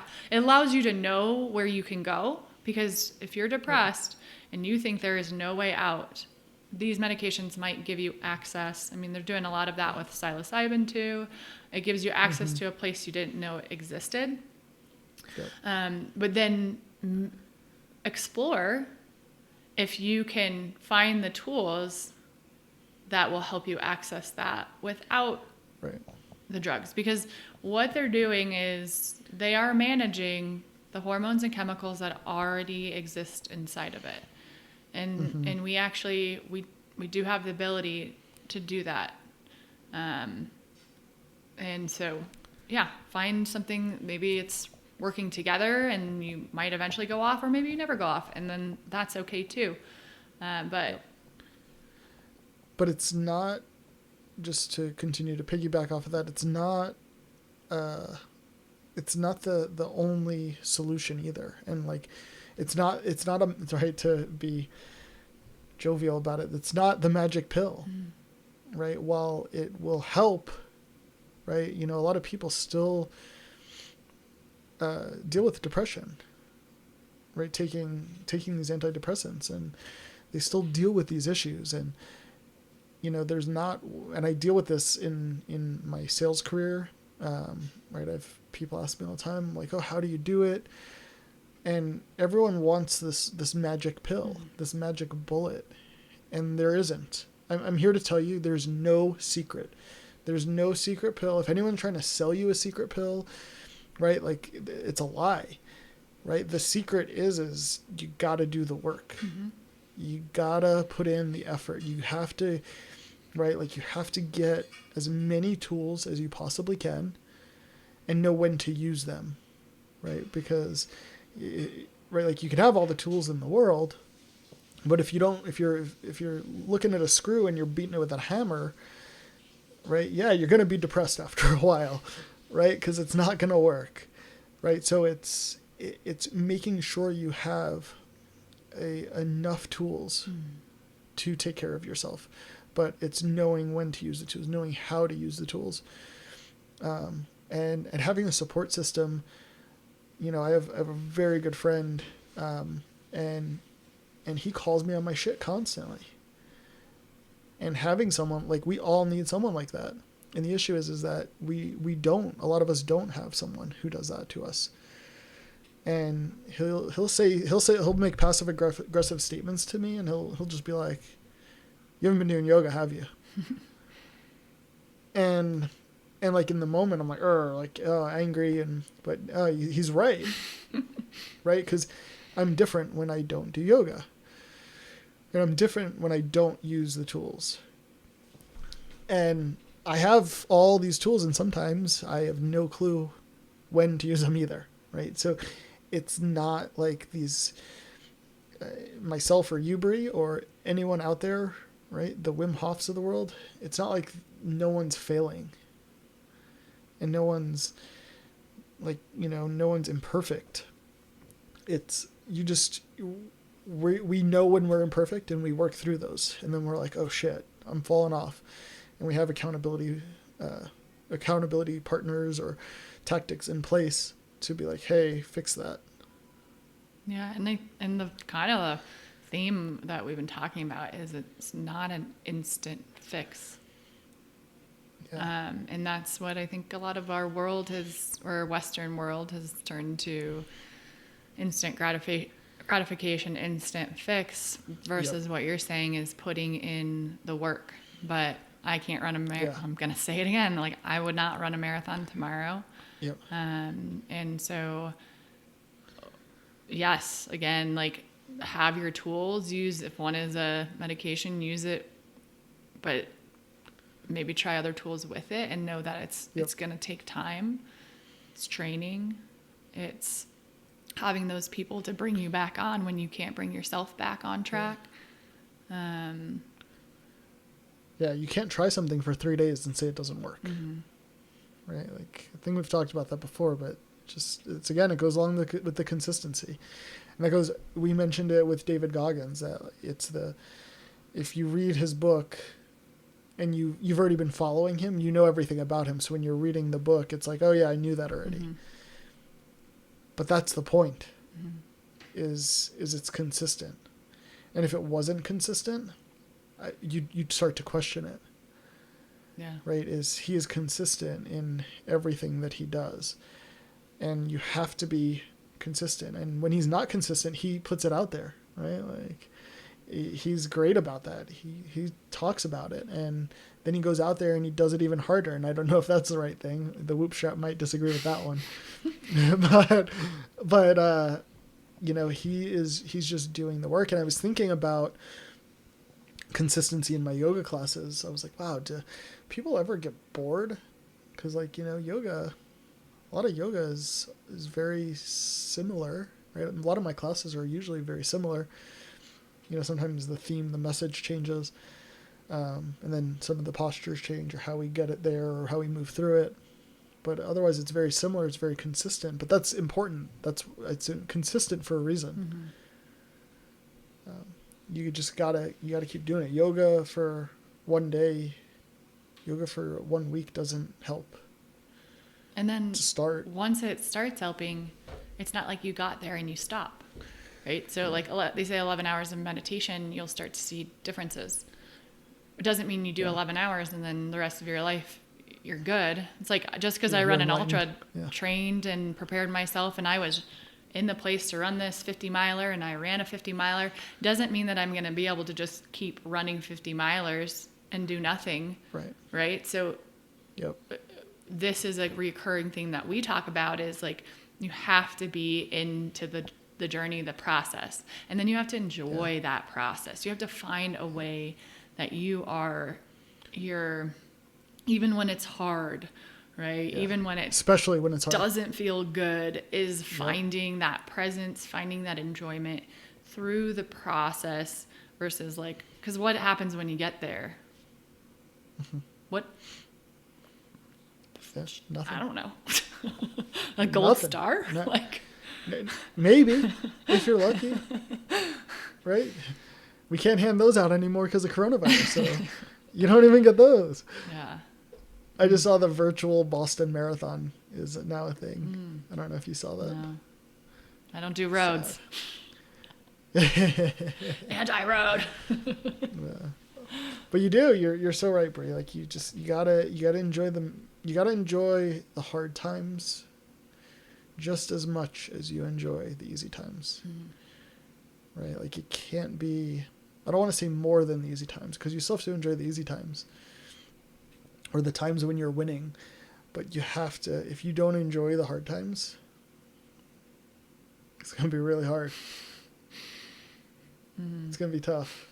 And that's what, that's my journey in my fitness is like, this is getting into a little bit of the past selves, but when my physical journey really started with yoga, and it just blossomed from there, and it just kept going and getting bigger, and what's next? And I want to be able to do these amazing things. Well, how do you do these amazing things? Well, you have to train for them. And, I need to be stronger. I'm going to start lifting weights. And then you start lifting weights, and then you're like, oh, shit, I can't move. Everything's so tight. And then you realize that, oh, shit, I need to, like, strength is great, but if you don't have mobility, right, your strength means nothing. And that's been a message lately that I've been trying to deliver is you need 3 things. You need strength, mobility, and flexibility. Without any one of those, life's miserable, right? Like, or even if you only have one of those, if you only have, the big thing being a yoga teacher, you'll probably hear this and you could probably comment on it. People want to be more flexible. And flexible's great. Until you're way too flexible, you're hyper flexible, you're injuring yourself because you don't have enough strength to support your joints. And, you see a lot of these superstar Instagram yogis that can put their legs over their heads, but they don't talk about how their knees are all fucked up because they have hyperextension in their knees and their elbows, and they have no strength in their muscles. And I call it the wet noodle effect, right? Because without strength and only flexibility, you're a wet noodle. Like you just flop around. Yeah, like it's great. You can touch your toes, throw your leg over your head, but now what? And you need all of it, right? For all the things that everyone loves to do, you need strength, but you don't want your hips locking up on you. And then you need mobility, right? You need to be functional. Because if you're strong, but your spine doesn't move, you could talk to that too, Brie. Well, I think it's that balance of exactly like you have only strength and muscle density, and you're gonna get injured because you're gonna tear, something's gonna go wrong, like it's gripping. And then, but if you're too flexible, right, you're going to stretch out ligaments, which don't return. Nope. So my best example is actually with trail running and your ankles. And why I think yoga is like the best for trail runners is because you're building strength and flexibility. So if I have really tight ankles and I roll my ankle, I'm going to tear something. I'm going to sprain it. I'm going to tear something, right? Yep. But if my ankles are too loose, I'm going to constantly be rolling them. And so where I want to be as a trail runner is I want to be able to roll my ankle and bounce back. And that's with your whole body, right? So if you're too tight and it challenges that tightness, you're going to have an injury. Now, if you're too loose, you're going to constantly get injured because you're not stabilizing. You're not keeping that support structure. So you're spot on with it's just having that balance between the two. And that's freaking life. Again, did I say that already? Yeah. Did you say that already? I think we said that already. Balance. Wow. And that leads me, I thought of hot yoga. Do you like hot yoga? It's so funny. I was anti-hot yoga, and then I taught at a hot studio. And this isn't like 100+ degrees hot. It's 90 degrees or something like that. And the reason I originally was anti it is because I'm like, you're creating a false warmth in the body. And so I think I definitely come from the theory of like you need to heat your muscles from within, right? So you need to work them to heat them, to stretch them. And then I also am sensitive to heat. So I was like, had some classes where I'm like, I'm going to pass out. But I also have found since I've taught in that environment, and again, it's not like a Bikram, 108 degrees. Right. And it's also like, what is your style of teaching in a heated room? So I do think there are benefits to the heated because now that yoga is only an hour long, we have a very short period of time to warm the body up. And so if it's negative 15 out and you're walking into a room that's 70 degrees, maybe you do need a little bit of extra, just like relax the muscles since we only have an hour to get to what we're doing. But it hasn't changed the style. Like I still really focus on the beginning of a class is building heat inside the body. Second half of the class is stretching with that heat. So, I'm against hot yoga, and again, you make a very valid point, right? There's hot yoga, which I believe is like Bikram, and it's like a certain set of movements, and but then there's warm. I call it warm yoga, right? It's slightly above the temperature you'd want it to be, right? To me, it's not hot, but it's like, this is uncomfortable. Can someone turn the heat down, please? Can someone turn on a fan? And that I'm okay with. The issue that I have is that exactly you hit the nail on the head, and you said it in two different sentences, and I'm going to put it together now. Is you want to heat up your muscles from inside. What you don't want happening is external elements heating up your ligaments and tendons and stretching those. Because what happens is, so your ligaments, and I always confuse these, ligaments and tendons do two things. Ligaments and or tendons attach muscle to muscle or muscle to bone. Okay? I don't know the difference of the two. I forget which one goes where, but one of them attaches muscle to muscle, one of them attaches muscle to bone. So all you need to know is that, and they're usually the ends of like the muscle, right? So like the best example is like your knees, right? Like the tops of your knees, there's ligaments in there. The bottoms of your knees, there's ligaments all in there. You don't want to stretch those because they don't return, right? Once they get long, they're not like your muscle. They don't return back. They stretch. And just like an old heated rubber band, guess what happens? It starts to break, right? And some people get those micro tears in their ACL, right? Shoulders. Anterior cruciate ligament. Yeah, but no, I'm saying the shoulders. Right? Most men over 50 have torn rotator cuffs. Right. Another set of like ligaments and tendons, and what you're doing is you're slowly stretching, and until they finally just start to tear apart or totally break. You need a total reconstruction of them, whatever that is. But that's where the heated yoga, or hot yoga specifically, it becomes a big issue, is that you go in for an hour, like you said. I hate hour-long yoga classes. I hate teaching them. It's impossible. It is impossible. But yeah, it's like you got to do the work. Wow. Like quit looking for these magic pills. Like, oh, I'm going to heat up the room so I can become more flexible. You don't necessarily want to be more flexible, right? Like, and that's the other thing is people want more flexibility, and I'm guilty of it. And I'll use me as an example. I went to my physical therapist. Shout out Nicole Fox, physical therapy, Synapse Physical Therapy. She's a badass. I believe so. If you're looking, right, if you're one of those people who doesn't believe in physical therapy, you're seeing the wrong physical therapist. Go see a different one and do the fucking work.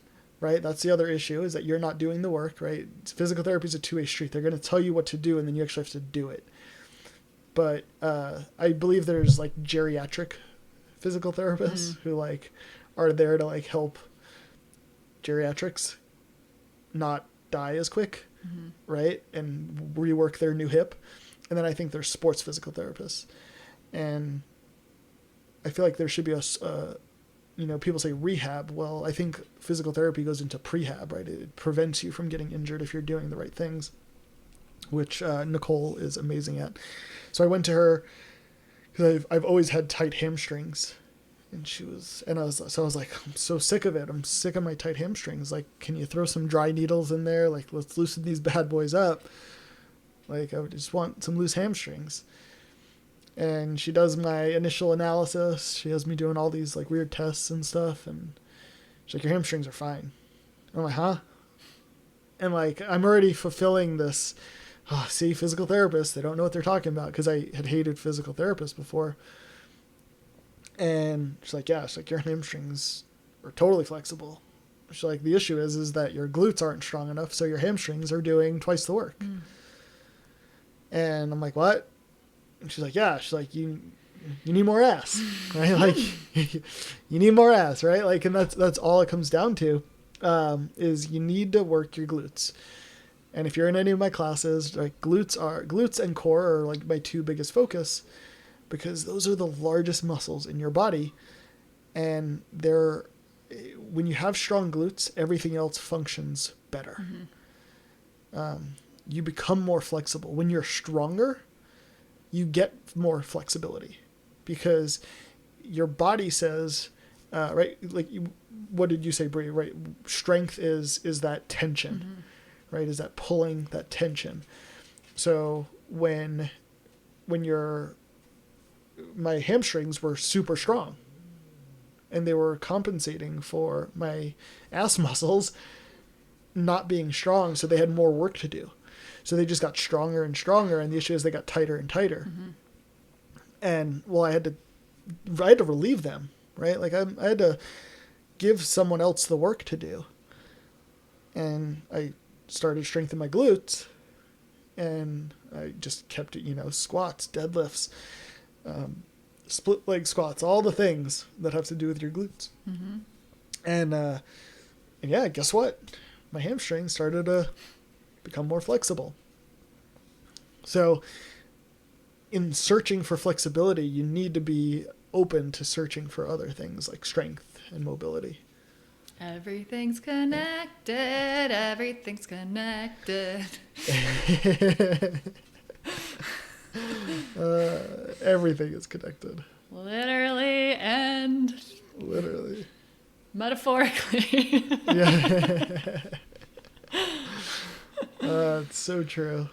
It's so true. What else? You got anything else to share? Yeah, so much to share, but that file upload. I think it would be cool to have an episode that we really dive more into the yoga, like some of these things we've talked about. I think that would be, but really make it as relatable as possible for everyone, so you can mm-hmm. kind of start to understand. I think we touched a lot of concepts here, but mm-hmm. maybe even just talking about the physical body and just our own learnings with our own injuries or experiences, as well as through the practices, even dive a little more into our like activities that we do and how that affects our body and why we piece them together the way we do. Yeah, so. I think that's important mm-hmm. because there's a lot that I do that I need to do the opposite of mm-hmm. those things to recover in order to be able to do those things well. Like sleep. Yeah, I'm learning that now. Like shooting a bow. Like, you don't realize what shooting a bow, the asymmetry of shooting a bow. Yeah. Right? Because we talk a lot about asymmetry in yoga, but shooting a bow, you do it one way. Mm-hmm. Most of us. Right? Either you're right-handed or left-handed, and you do it one way. And that way is the way that works, and now you need to counteract that. Mm-hmm. All right, we got it then. Cool. All right, I love it. Let's wrap it up. Journal prompt. So grab your journals, your diaries. I heart Alan, right? That's what it says in your diary. Write about what your thoughts are on what we talked about. I have a lot to write about on what we talked about, because we came into this episode not knowing what we wanted to talk about, coming up with an idea of what we wanted to talk about, and then I think we talked about something totally different from what we decided about that. We were going to talk about. So, like, and that's cool. Like, I love this conversation that we just had, and hopefully everyone enjoys it.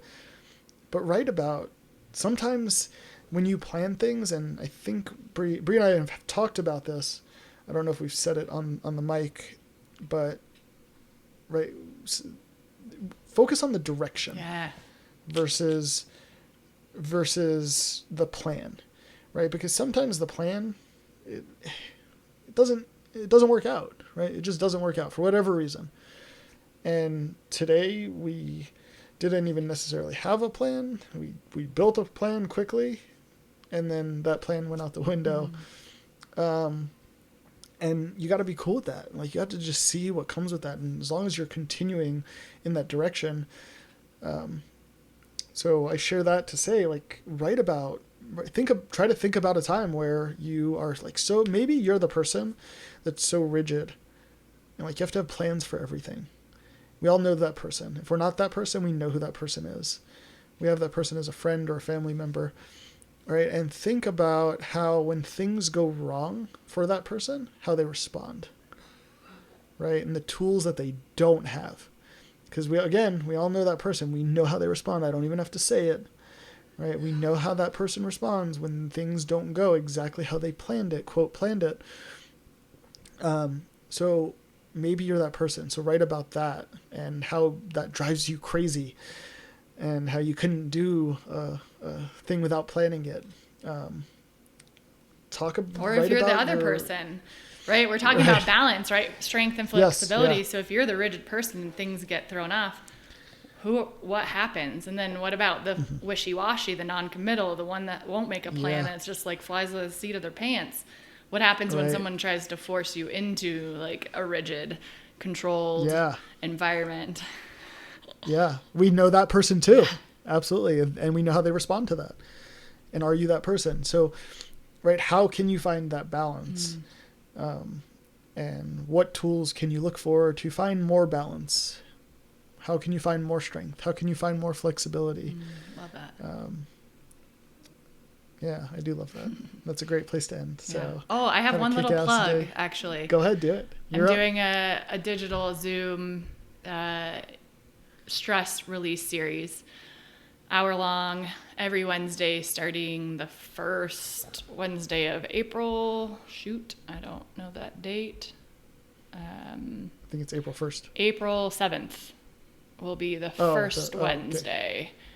Okay. It'll be 5:30 to 6:30 Mountain Time. It's just an hour long, and it'll be using the tools of Yoga Nidra. If you're like I say yoga and it gives you a certain reaction, it uses the tools of a relaxation technique. And each week we'll be going over each of the tools and how it can help you with letting go of stress, releasing stress. So we'll put that in show notes. It'll be on, you can find it wherever, but just wanted to plug that in there. So if you're that person that heard yoga and you were super rigid, that you don't do yoga, reach out to Bree. Right? Our contact info is in the show notes, right? You guys know how to get a hold of us.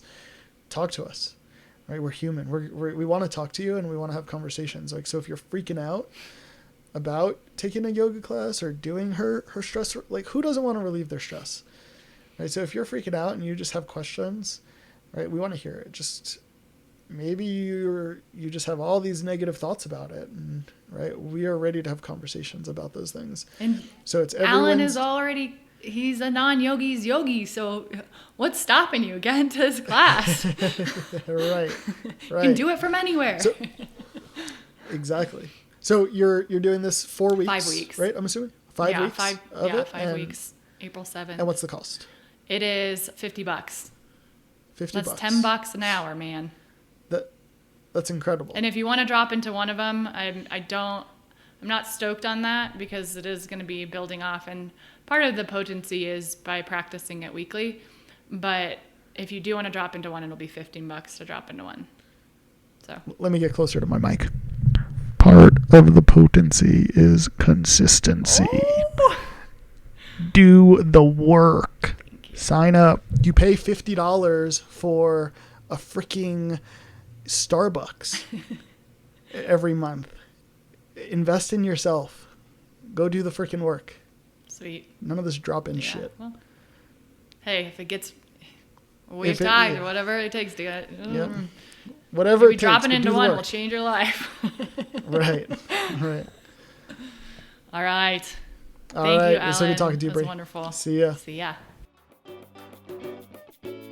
If you want to follow us and our adventures, you can find both of us on Instagram. I'm at Brie Allison. That's BreAllison. And I am at The Life of Alan Titone, underscores between each word. To check out our offerings, yoga, one-on-one trainings, workshops, retreats, and a recorded library, you can find the info on our website, thehunterandthehippie.com. If you have questions for the podcast, about the podcast, feedback, suggestions, or just want to say hi, or find ways to work with us, our email is thehunterandthehippie@gmail.com. And don't worry, all of this will be in our show notes. Thanks for tuning in Hopefully you weren't tuned out. to the Hunter and the Hippie podcast.